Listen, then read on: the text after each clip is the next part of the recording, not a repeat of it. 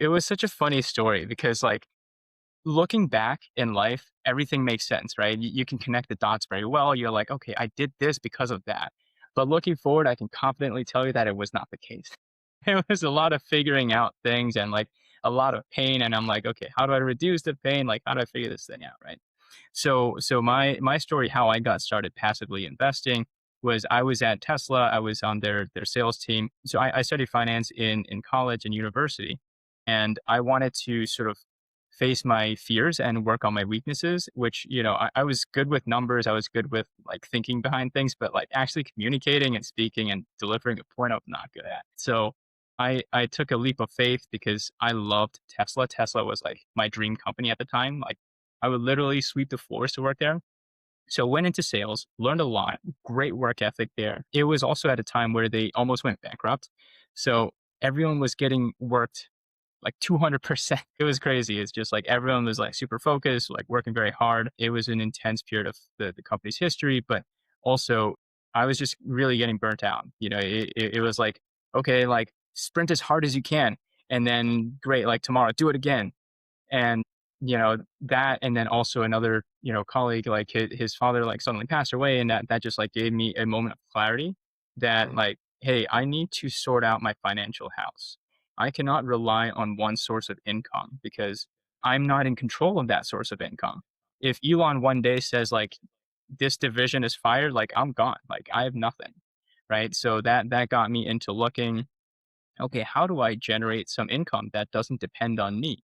So, was basically reading all the books, watching all the YouTube videos, podcasts, like the forums and stuff, and just stumbled upon passive investing. Like, that sounds like an interesting concept because you can essentially find a team that basically knows what they're doing. They're an investment shop and like they will work to make money for you. And, the returns seemed decent at the time. So I invested in it.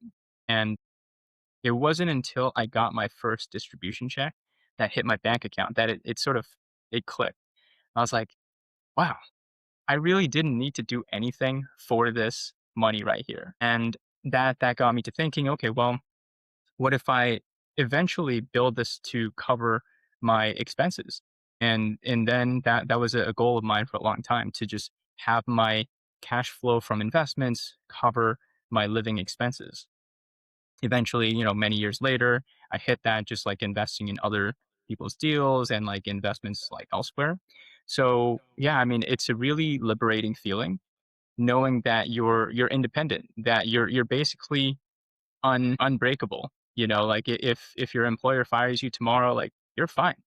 You have unlimited runway to make life happen. And when you truly understand like the best decisions are not made in fear and survival. And like, you get yourself out of that kind of like survival mentality financially. It's a powerful feeling. Inspiring. I mean, it's true. If you're heavily concentrated in a stock portfolio and then you're hyped because all of that is up and apparently you have all of that money, but then comes a squeeze and the market drops, and then you're like, well, it's actually not that stable. It's actually, Yeah. yeah, you get Yeah. fearful or you're starting to doubt. You're not sure if, yeah, what you should do with your portfolio. Um, very, very Oh interesting yeah. to see how you tackled that. And I I assume I've definitely learned my lesson. Mm.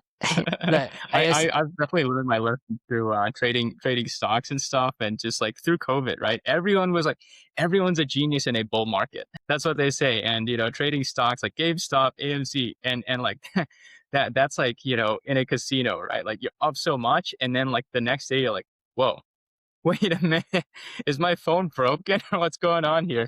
And like seeing that huge red number, you're like, oh, okay, I gotta be sensible. Yeah, we should always be aware of those dopamine kicks. It's not just on social media and on algorithms. It's also on the trading algos. And when we open our apps and Yeah.